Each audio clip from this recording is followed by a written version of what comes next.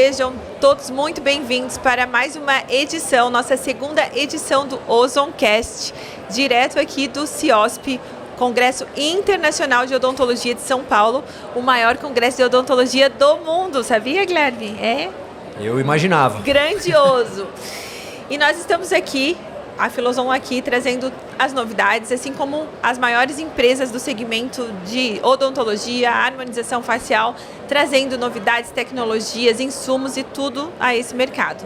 Nós, além de tudo, nós trazemos também grandes profissionais da área, trazendo conteúdos exclusivos para poder compartilhar sempre muito conteúdo de qualidade com vocês. E agora eu tenho o prazer de receber aqui nosso querido conterrâneo, né? Não sei se nasceu lá, mas estamos na mesma cidade.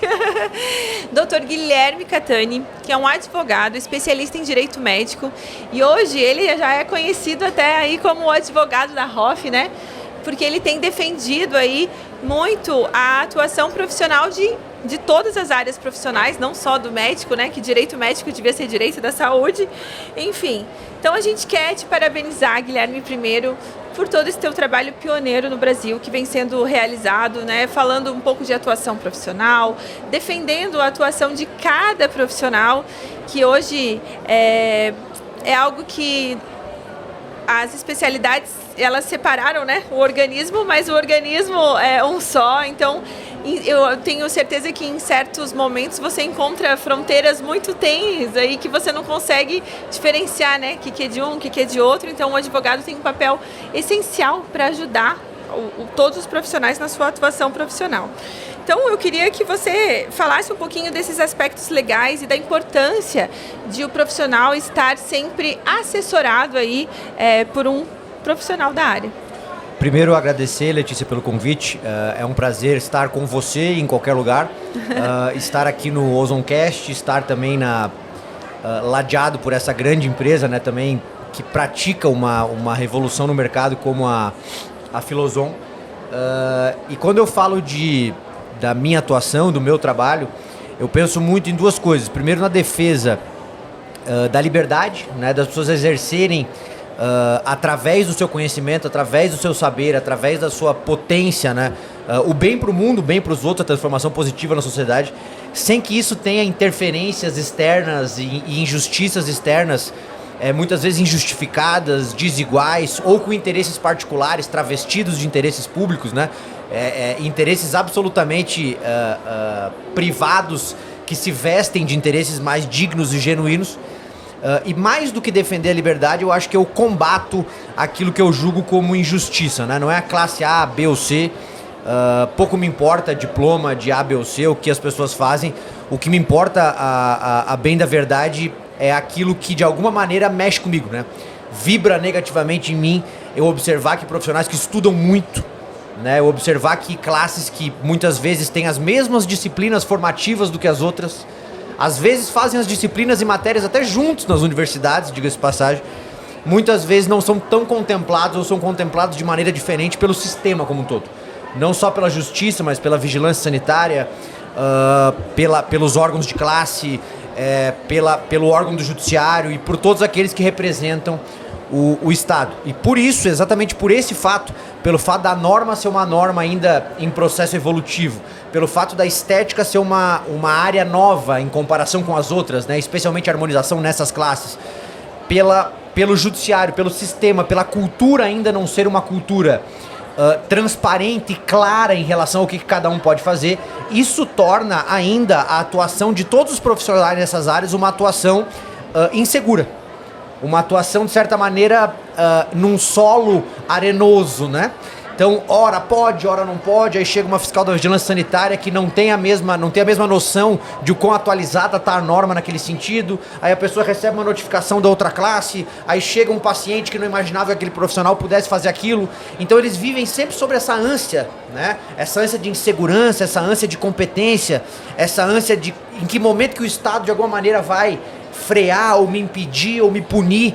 Então o meu trabalho, mais do que um trabalho de defender, mais do que um trabalho de assessorar, ele sempre foi um trabalho de educar, né? Ele sempre foi um trabalho de informar e mais do que isso, um trabalho de anticultura, né? Um trabalho que a gente chama de descolonização, né? É verdade. Existiu uma colonização, existiu um trabalho feito pelas grandes classes, pelos grandes poderes, pelo grande mercado, pela grande indústria, por todos aqueles que dominavam o establishment, né, o sistema, eles deram as regras, eles deram o tom. E pelo movimento natural da sociedade, demanda dos pacientes, vontade das pessoas, esse sistema foi se moldando. Só que, obviamente, é muito mais fácil você defender o sistema, é muito mais fácil você defender a cultura. Então eu tô no trabalho inglório, né, no trabalho difícil. Da contramão.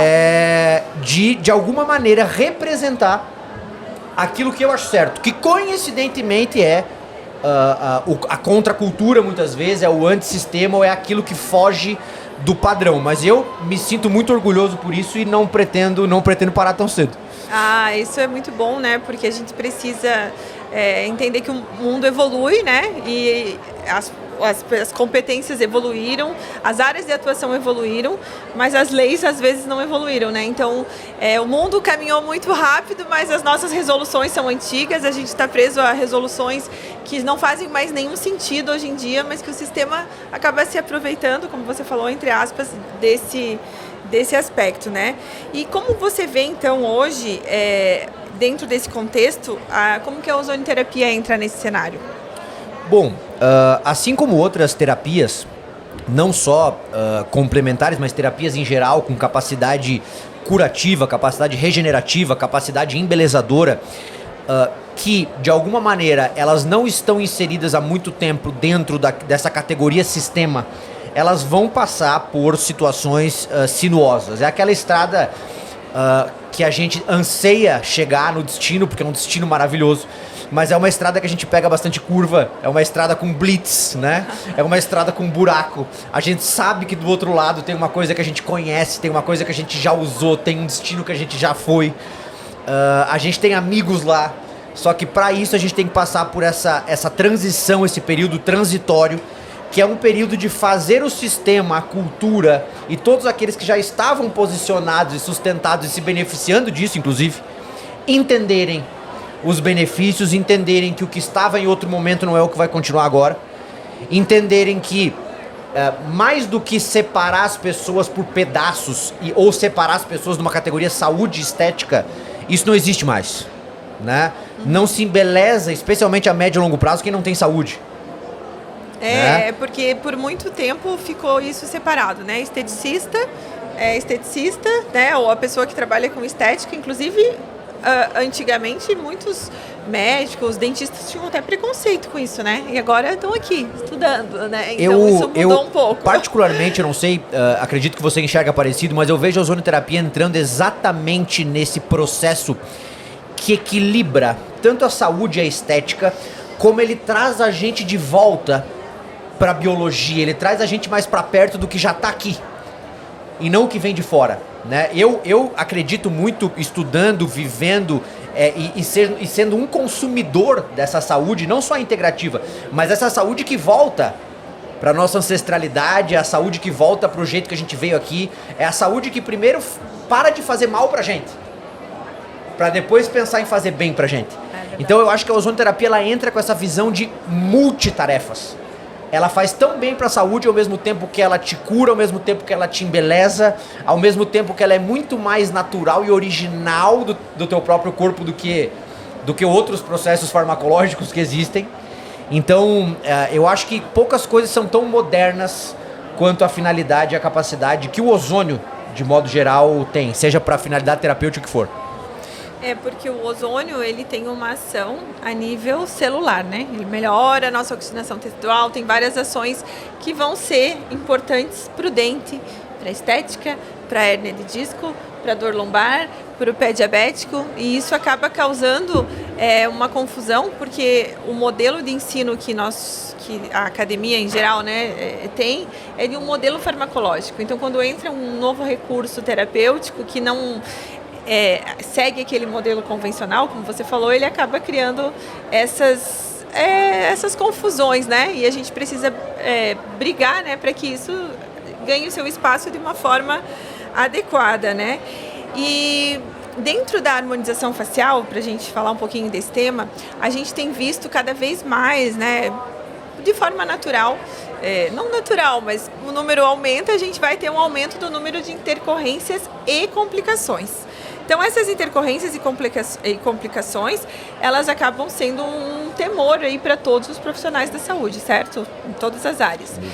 A gente sabe que, então eu queria que você falasse um pouquinho dessa responsabilidade do profissional nesse sentido, até onde ele tem que ir, até onde é a responsabilidade dele, que cuidados ele tem que tomar para que isso se encaminhe da melhor maneira possível, e também depois como o ozônio, né, pode ser um agente nesse Bom, panorama. Vamos lá. Dava para fazer uns 5 podcasts só dessa resposta aí. Vamos tentar condensar então o máximo que a gente puder, tentando fazer com que as pessoas compreendam a parte macro disso. Primeira coisa, o profissional ele é responsável por absolutamente todo aquele serviço, leia-se, informação, atuação, indução, todo o saber que ele fornece a nível do serviço antes, durante e depois do procedimento já é de responsabilidade dele. Certo. O que eu quero dizer? Diagnóstico, transtratamento e pós-tratamento, tudo aquilo que acontece antes, que tem a ver com ele, tudo aquilo que acontece durante, que foi executado por ele, tudo aquilo que acontece depois, que tem relação com aquilo que ele fez antes, é de responsabilidade dele. O profissional, ele tem, na minha concepção, isso é um mito que é pintado, especialmente pelas comunidades médicas em particular, que é a ideia de que quem faz qualquer procedimento tem a responsabilidade por corrigi-lo, né? Esse é um tema que eu queria que você abordasse. A gente sabe que isso não é verdade, tá? A realidade é que isso é uma mitologia muito da tendenciosa, essa que é a parte verídica disso. E por que eu digo isso? Falando de odontologia, por exemplo, Letícia, imagina um odontopediatra, por exemplo, que por uma falha, um problema do destino, uma criança engole um aparelho, né? Não vai ser ele que vai fazer uma cirurgia torácica para arrancar o aparelho de dentro do sistema estomacal da criança. Obviamente que vai ser outro profissional, né? Se um dermatologista, por algum motivo, obstrui uma artéria, uma ramificação da artéria troclear aqui, 99% dos dermatologistas não vão saber fazer uma injeção retrobulbar, né, com hialuronidase para limpar toda essa região obstruída, toda essa região que foi de alguma maneira comprometida e que pode gerar uma maurose, pode gerar um dano, uma injúria visual nesse paciente. Da mesma forma acontece com as infecções e os infectologistas, da mesma forma acontece com os problemas visuais e os oftalmologistas, da mesma forma acontece com os problemas infecciosos e o infectologista, da mesma maneira acontece com alguns problemas a nível ósseo e muscular, chama-se um traumatologista bucomaxilofacial. Então, qual que é a ideia macro aqui? A ideia macro é que o profissional saiba, obrigatoriamente, identificar os problemas possíveis decorrentes daqueles procedimentos que executa e conduzir aquilo da melhor maneira. Certo. Porque tu concorda comigo que não faz nem sentido uma pessoa tentar corrigir um problema que existe uma pessoa melhor à disposição para corrigir do que ela? Com certeza. Porque o teu objetivo principal é entregar o melhor pro paciente.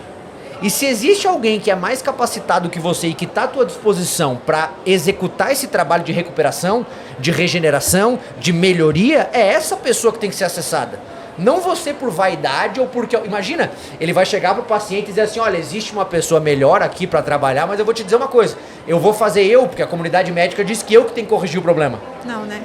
Não tem o menor cabimento, percebe? Então, a ideia macro aqui é o bem do paciente. E relacionando o ozônio com isso, a gente sabe do poder, né, recuperativo, poder curativo, poder terapêutico, poder de regeneração não só celular, né, tecidual, em todas as camadas.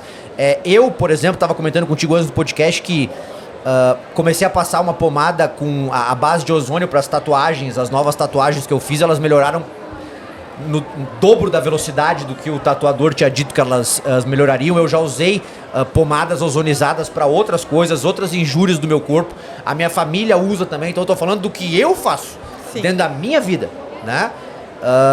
E posso dizer de carteirinha que tem esse poder, né? Que na verdade não é poder, né? Quando a gente fala de poder, parece que a gente tá falando de coisa esotérica. É ciência.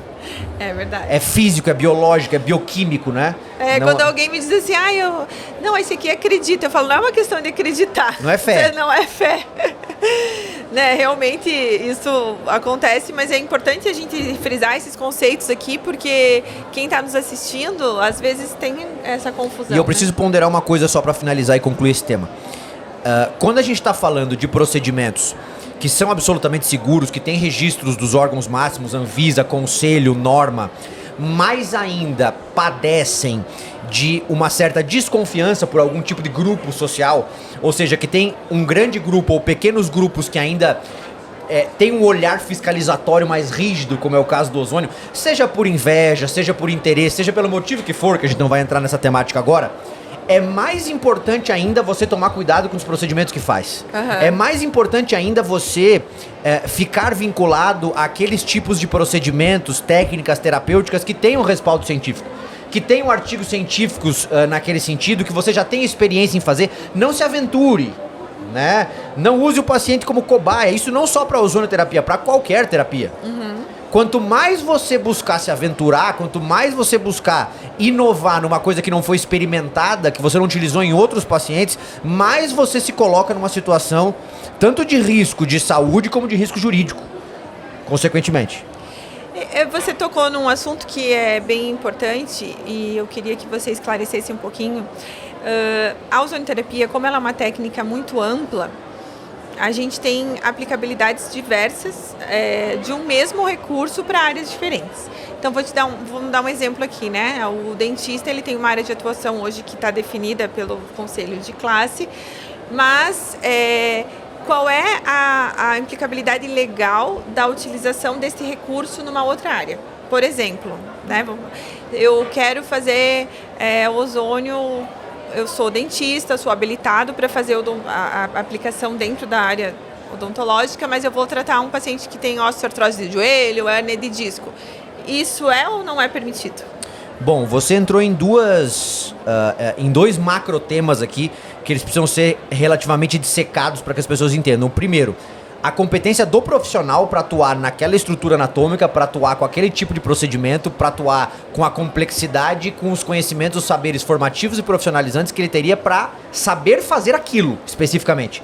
Então, a primeira pergunta não é a finalidade do produto ou da terapêutica, aí a gente estaria falando do conceito do off-label, né? Aqui a gente está falando, primeiro, e o mais importante, a competência do profissional para executar aquilo. Quando a gente fala de poder ou não poder fazer algo, tá? Isso para qualquer procedimento em qualquer área. Quem estiver ouvindo aí ou quem for ouvir depois no YouTube, aprenda isso para tua vida. Quando alguém te perguntar se você pode ou não pode fazer algo, dois são os pilares a ser analisados. A digressão é a seguinte, a primeira, a norma permite ou não proíbe? Primeira coisa, a norma permite, a lei permite ou não proíbe? Primeira coisa. Essa coisa tem que estar somada, não é ou, é somatizada. E além da norma permitir ou não proibir, ela além disso tem que ter aquele procedimento, aquela região, aquela finalidade tem que ter um respaldo científico consagrado para aquela área, consagrado para aquela classe. Ou seja, um dentista não pode pegar um procedimento de um biomédico, a odontologia nunca fez na face da terra e simplesmente passar a aplicar porque outra pessoa aplicou. Você tem que ter uma densidade, não precisa necessariamente ser um estudo científico, uma meta-análise perpendicular com 7.000 pessoas feita. Não é isso que eu tô falando. Eu tô falando sobre um grupo de estudos científicos sérios sobre aquele assunto. De repente ele pode analisar em outros países, pode analisar no FDA, pode analisar no órgão sanitário europeu, ele pode analisar se isso é feito em outros países, ele pode analisar estudos internacionais, ele pode analisar artigos científicos sendo produzidos, dissertações de mestrado, trabalhos apresentados em congressos sérios, tudo aquilo que possa servir para dar de alguma maneira rigidez, musculatura científica, segurança e eficácia para aquele tipo de finalidade, para aquele tipo de atuação vinculada à classe dele, ele pode fazer, tá? E isso serve para qualquer classe, serve para qualquer procedimento. Então é norma e ciência. Quer ver uma coisa que eu pesquiso, inclusive para defender os profissionais? Eu pesquiso se aquele ensinamento ele está inserido dentro de alguma grade curricular, de alguma pós-graduação pelo Brasil. Certo. Por quê? Porque isso denota que oficialmente as pós-graduações, que são cursos autorizados pelo Ministério da Educação, ou seja, que é o órgão que autoriza o ensino no Brasil, ele já tem dentro da grade curricular dele aquele saber como um saber vinculado àquela classe. Entendi.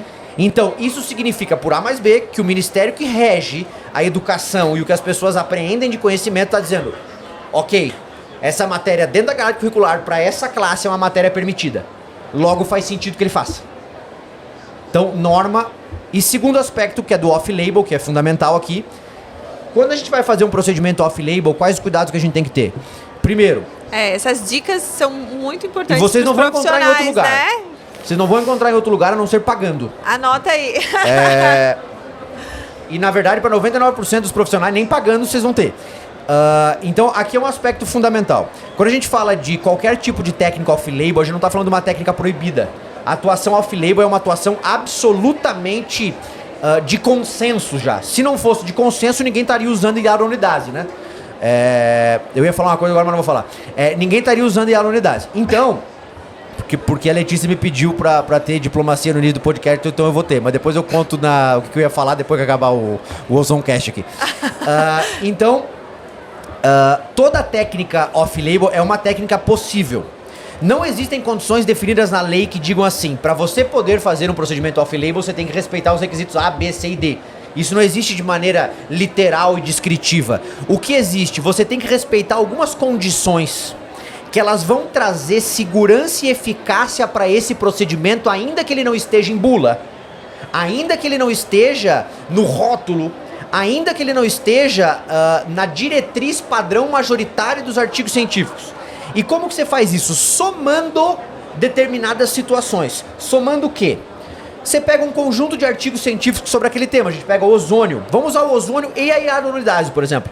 Tem milhares de artigos científicos só no PubMed, tratando sobre os dois temas. Primeiro aspecto, então, cumprido. Isso significa que milhares, talvez milhões de pessoas já estão executando esse procedimento em várias regiões, com várias finalidades, de várias formas.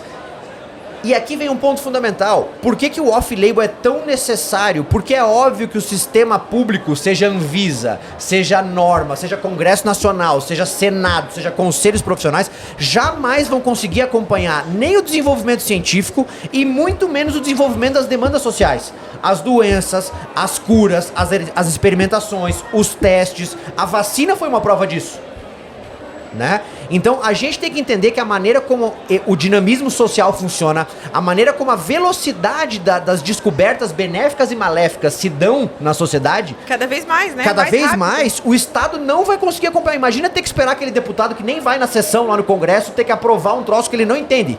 Imagina falar pro deputado lá, o seu Reginaldo da Kombi lá, o que é o ozônio lá no Congresso, ele não vai nem entender do que ele tá falando. Imagina ter que fazer ele estudar o projeto, né? Então, algumas coisas elas demandam que seja um pouco mais rápido. Então, quando a gente fala de off-label, é sustentação científica, aprovação desse tipo de ativo ou desse tipo de finalidade em outros lugares, outros países, como é o caso da própria ozonoterapia, né? Se você pegar países de primeiro mundo, tanto na Europa, quanto na Ásia, quanto na América Latina, existem vários outros países que têm a regulamentação já avançadérrima no SUS, na rede privada.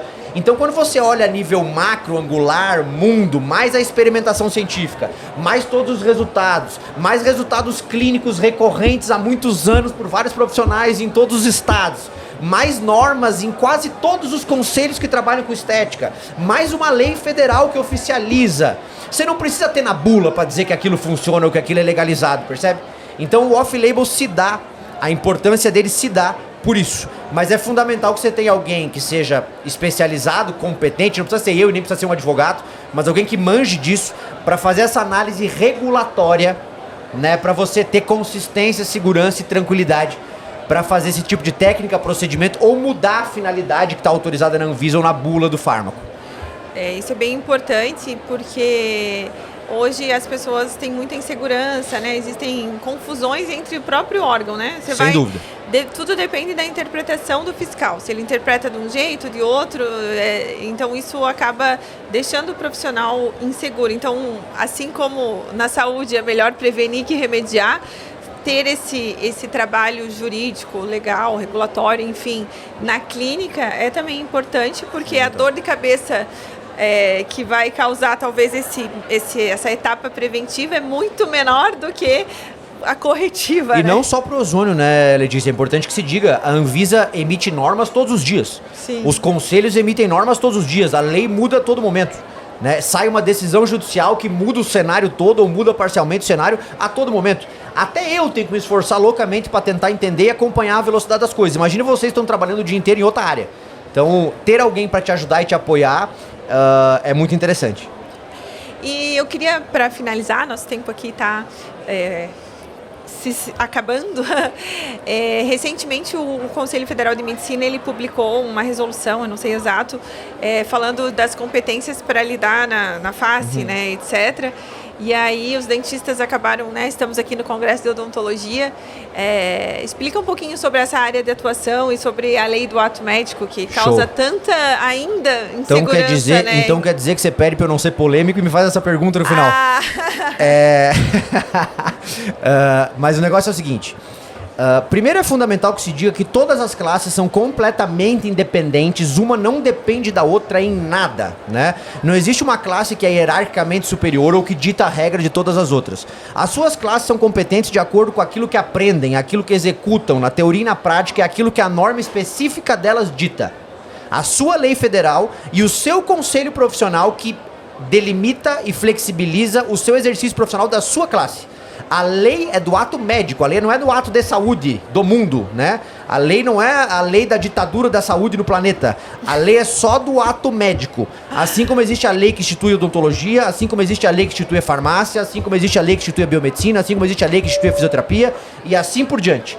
Cada classe tem a sua competência de acordo com aquilo que a norma permite ou não proíbe e de acordo com aquilo que a ciência consagrada daquela classe já demonstrou que ela consegue executar aqueles procedimentos naquelas regiões com segurança e eficácia, tá? E quando a gente fala aqui só de um último conceito, para finalizar, que é um conceito que ele é muito ainda batalhado, é um conceito que infelizmente eu tive que ler novamente nessa resolução, que em absolutamente nada muda a vida das outras classes, porque ela é uma resolução, é que nem se o conselho, por exemplo, de farmácia fizesse uma resolução dizendo que só os farmacêuticos poderiam aplicar botox. Isso teria alguma validade? Nenhuma. É por isso que para as outras classes essa resolução do Conselho de Medicina não tem validade nenhuma também. Mas dissecando um pouco o conceito que eu vou fazer, é o conceito de invasivos versus injetáveis. Isso. Tá? Procedimento invasivo, segundo a própria lei do ato médico, que é a única norma que explica isso, diz que são os procedimentos que atingem orifícios naturais do corpo, atingindo órgãos internos. Ou seja, todos aqueles procedimentos que não atingirem órgãos internos, é bom dizer, a maioria sabe, mas para quem não sabe, a pele é um órgão, mas é externo, né? Não é um órgão interno. Então, para todos aqueles procedimentos que não entrarem dentro desse conceito, que não atingirem órgãos internos, aqueles que estão dentro de derme, epiderme, tecido subcutâneo, intramuscular, e todos aqueles que não afetarem esse conceito, essa categoria, não são procedimentos exclusivamente médicos. E além dos procedimentos que não atingem esses conceitos, aqui vem um outro mito. Os profissionais podem sim fazer procedimentos que atingem órgãos internos, desde que ele tenha aprendido isso em instituições oficiais. Desde que ele tenha aprendido isso em graduação, pós-graduação ou em outro curso lato ou stricto sensu que lhe tenha ensinado. Porque senão os cirurgiões, dentistas, por exemplo, não fariam essas cirurgias extremamente invasivas que fazem. Então não existe nenhum procedimento na face da Terra que ele é exclusivo pelo resto da vida para uma classe ou outra. Os procedimentos devem ser exclusivos para aqueles que treinaram teoria e prática e sabem fazer. E não para quem tem um diploma escrito a palavra X, Y, Z. Competência, né? Assim, porque é mais ou menos... hoje, por exemplo, se a gente for falar da classe médica, você vai pegar uma especialidade que eu falo que é uma especialidade à parte, que é a oftalmologia, né? Nenhum outro médico de outra área consegue atuar na área de oftalmologia. Exato. Né? Mas... teoricamente, ele está capacitado dentro do diploma dele, mas existe uma diferença entre você ter a habilitação para fazer e ter a competência para fazer, né? Mas aqui é importante que se diga, né? A odontologia e a medicina tem uma coisa da qual eu, como cidadão, não acho interessante. O que elas têm? O profissional da odontologia e da medicina, ele pode atuar em qualquer área, mesmo sem especialização. A realidade é essa.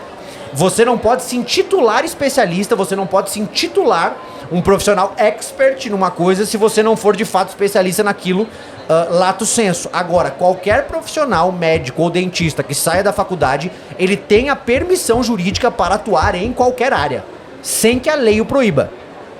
E aqui vem um ponto interessante, eles dizem que você tem que ter um cabedal, né, um arcabouço de estudo gigantesco para fazer uma toxina e um preenchimento, mas se você for olhar a norma deles, não precisa ser dermatologista, cirurgião plástico ou otorrinolaringologista para fazer um botox ou um preenchimento na narina de alguém. Basta sair da faculdade para fazer, diferente das outras classes todas, né? Que tem a obrigação, senão estão atuando ilegalmente. Isso tudo precisa ser trazido, né, para as pessoas pararem e refletirem um pouquinho. E para finalizar o nosso podcast aqui, que é um assunto, queria que você falasse brevemente aí sobre as áreas de atuação da ozonoterapia já regulamentadas aí no Brasil. Boa. Primeiro e mais importante é a conquista que houve no ano passado, né? Se eu não me engano, Lei 14.648, se não me engano, é o número da norma de 2023, que é a lei que regulamentou a ozonoterapia no Brasil. Foi publicada, né? Dia 7 de agosto. 7 de agosto. Diga-se de passagem, com a participação dessa senhorita que me acompanha aqui. Fundamental. Se não fosse ela, muita coisa relacionada ao ozônio no Brasil nem existiria e não teria acontecido. É bom que todos ressaibam desse fato. E essa norma a nível de categoria, né, lei federal, ela se sobrepõe a todas as outras normas infralegais, são aquelas conhecidas por nós como resoluções. Tá? Então essa dita as regras das demais. O que essa norma diz basicamente? A norma diz basicamente que podem fazer procedimentos que envolvam ozônio aquelas classes que sejam graduadas em disciplinas, graduadas em faculdades da área da saúde. Ou seja, as pessoas não graduadas, segundo essa norma, elas ficariam fora do rol de profissões aptas a realizar esse tipo de procedimento. Segunda condição, que os materiais, equipamentos, máquinas ou qualquer coisa que seja instrumento utilizado para desenvolver a terapia que for, deve ser registrada nos órgãos públicos que cuidam da biossegurança, seja Anvisa, seja o órgão que for. Então esses são os dois requisitos. Eu acredito que isso vai em algum momento se flexibilizar ou gerar de repente algumas brigas judiciais no sentido de abarcar outras classes ou haver de repente alguma tentativa de modificação dessa norma para abarcar outras classes, como técnicos em estética, por exemplo. Acredito que em algum momento sim, né? Certo. Mas hoje o que vige na norma, concordando a gente ou não, é essa realidade de todas as classes da área da saúde. Lembra que eu falei qual que é a pergunta que a gente faz pra gente mesmo para saber se uma pessoa pode ou não pode fazer algo?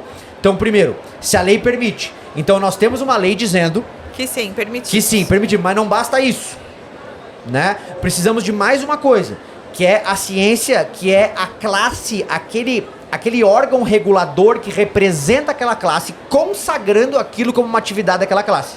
Hoje temos normas de quais conselhos tratando sobre ozonoterapia, independente da finalidade. Temos normas da odontologia, temos normas da farmácia, temos normas da biomedicina, temos normas na enfermagem, temos normas na fisioterapia, temos normas na biologia, era o que eu estava tentando lembrar.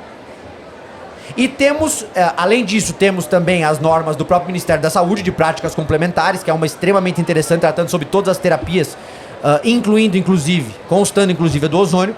E temos também a menção à ozonoterapia para estética, né? Qual que é o problema? Existe essa menção, existe essa vinculação para os esteticistas, só que a norma federal, ela fala sobre a condição de vincular isso ao conselho de classe, que é o que infelizmente ainda não existe para os esteticistas. Eles já estão nesse caminho, já estão nessa busca, já existe um projeto no Congresso, acho que em pouco tempo isso deve se efetivar, mas ainda não é o caso, tá? Então eles teriam ainda como barreira para uma familiarização jurídica mais sensível, mais segura, que avançar sobre esses aspectos de conselhos e normas éticas e regulatórias de um conselho, para que eles fiquem mais tranquilos nesse sentido. Então hoje grande parte aí dos profissionais da saúde estão, né, regulamentados para o uso dessa tecnologia. A questão vai até, como o ozônio é uma tecnologia que tem diversas vias de aplicação, cada um tem que entender até onde vai a sua atuação profissional, né? Então, se o meu conselho permite aplicações tópicas, sei lá, eu não vou poder fazer uma cirurgia. Exatamente. Você tem que entender. Esse é o bom acho senso. que esse é o diferencial aí, né, do uso da ferramenta. Quando os meus clientes eles vêm fazer umas perguntas meio esdrúxulas, assim, tipo uns clientes, meu dentista vem me perguntar se eles podem fazer transplante capilar. Eu digo, você aprendeu isso em algum lugar? Tem na tua... Você já viu alguma pós-graduação do Brasil da aula de transplante capilar? Para dentistas. Então você vai fazer como, meu anjo? Não dá. Ele tá me perguntando uma coisa que ele sabe que não é verdade. Então o ponto é, ele nunca vai poder fazer? Não sei. Se houverem disciplinas formativas e profissionalizantes, se houver essa matéria, se houver artigos científicos feitos nesse sentido, experimentações de dentistas executando esse procedimento em vários pacientes de modo a trazer segurança e eficácia. Se isso for paulatinamente incluído em pós-graduações, no sentido de ensinar teoria e prática lá no futuro, para trazer segurança para os pacientes, para trazer habilidade e perícia para os profissionais, pode ser que sim, mas hoje não há. Entendi. Então é as pessoas ter bom senso de acordo com aquilo, com a sapiência, com o seu saber e o conhecimento que aprendeu ao longo da vida. Olha, tivemos uma aula aqui hoje, né, de direito médico, direito legal e dicas, né, para que quem está aí no consultório, quem tem a clínica, comece a prestar atenção, né? E eu vejo, sabe o que, Guilherme? Muitos problemas que ocorrem podiam ser minimizados se as pessoas fizessem o mínimo, né? O Dr. Guilherme, no Instagram dele, dá muitas dicas sobre isso, né? Então sigam ele nas redes sociais, porque, né, termo de consentimento, orientação, documentos que você tem que ter cuidado, são passinhos básicos aí que devem ser respeitados, independente se é ozônio, se é qualquer outro procedimento, né? E a estética hoje precisa muito disso, porque você lida com expectativas. Então, muitas dicas, acompanhem ele por aqui. Só tenho a agradecer pela sua presença. Imagina. Muito obrigada. Lê, eu que agradeço. Obrigado por essa oportunidade, pela participação, pela parceria, né, pela amizade. Espero que a gente consiga perpetuar essa parceria em nome do ozônio, em nome da saúde, né? Acima de tudo, as pessoas. Seguimos. Obrigada, gente. Imagina, até mais. Valeu. Tchau, tchau.